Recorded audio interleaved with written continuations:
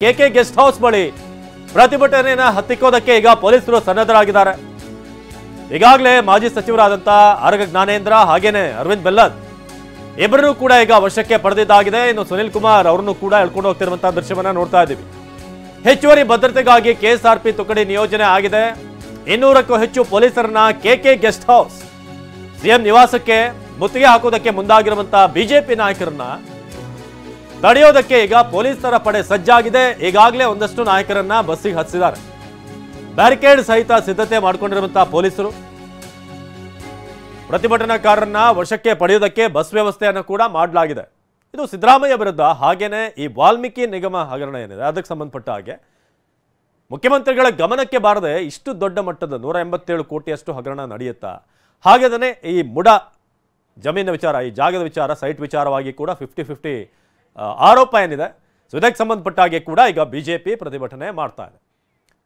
So ಇದೀಗ ದೃಶ್ಯದಲ್ಲಿ ನಾವು ನೋಡ್ತಾ ಇದ್ದೀವಿ ಹೇಗೆ ಬಿಜೆಪಿ ನಾಯಕರನ್ನ ವಶಕ್ಕೆ ಪಡೆಯುವಂತ ಕೆಲಸ ಆಗ್ತದೆ. ಪ್ರಭಾಕರ್ ಹುಳಿಯಾ ಕೇವಲ 10 ಗುಂಟೆಯಲ್ಲಿ 50 ಲಕ್ಷ ಗಳಿಸ್ತಿದ್ದಾರೆ. ನೀವು ಕೂಡ ಅವರಿಂದ ಕಲಿಬೇಕಾ? ಅವ್ರ ಜೊತೆ ವಿಡಿಯೋ ಕಾಲ್ನಲ್ಲಿ ಮಾತಾಡಬೇಕಾ? ಈಗಲೇ ಫ್ರೀಡಮ್ ಆಪ್ ಡೌನ್ಲೋಡ್ ಮಾಡಿ.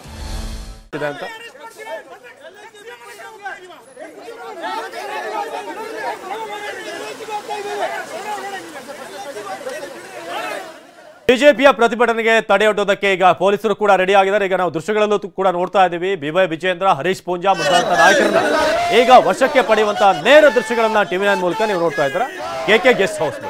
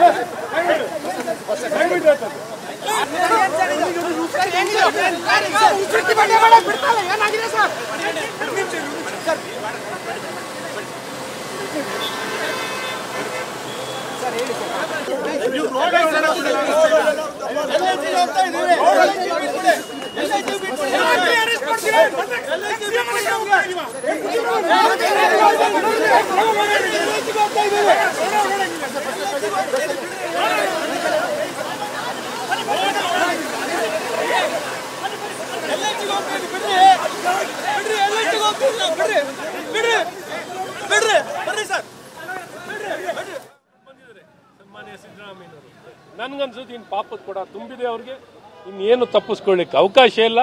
ಅವರೆಲ್ಲ ಕರ್ಮಗಳು ಪಾಪಗಳು ತುಂಬಿ ತುಳುತ್ತಿದೆ. ಹಾಗಾಗಿ ಎಲ್ಲ ಅವ್ರು ಮಾಡಿದಂಥ ಪ್ರತಿಯೊಂದು ತಪ್ಪಿಗೂ ನನಗೆ ಸಂಪೂರ್ಣ ವಿಶ್ವಾಸ ಇದೆ. ಅವ್ರ ಆ ಪರಿಣಾಮ ಮತ್ತು ಅವರ ವಿರುದ್ಧವಾಗಿ ಕಾನೂನು ಕ್ರಮ ಜರುಗುತ್ತೆ. ನಮ್ಮ ಹೋರಾಟ ಯಶಸ್ವಿ ಆಗುತ್ತೆ ಅಂತ ಸಂಪೂರ್ಣ ವಿಶ್ವಾಸ. ಬೈರ್ತು ಸುರೇಶ್ ಅವರು ಸಚಿವರು ಮೈಸೂರಿಗೆ ಹೋಗಿ ಅಧಿಕಾರಿಗಳು ವರ್ಗಾವಣೆ ಮಾಡಿ ಈ ಒಂದು ಹಗರಣಕ್ಕೆ ಸಂಬಂಧಪಟ್ಟಂತ ಕಡತಗಳನ್ನು ಸ್ವತಃ ಮಂತ್ರಿಗಳೇ ತೆಗೆದುಕೊಂಡು ಬೆಂಗಳೂರಿಗೆ ಬಂದಿದ್ದಾರೆ. ಏನು ವಿಧಾನಸಭಾ ಚುನಾವಣೆ ಸಂದರ್ಭದಲ್ಲಿ ಒಂದು ಭ್ರಷ್ಟಾಚಾರ ರಹಿತ ಆಡಳಿತನ ಕೊಡ್ತೇವೆ ಅಂತೇಳಿ ಭಾಷಣ ಮಾಡ್ತಾ ಇದ್ರು. ಈ ಬಂಡ ಕಾಂಗ್ರೆಸ್ ಸರ್ಕಾರದ ಬಣ್ಣ ಬಯಲಾಗಿದೆ.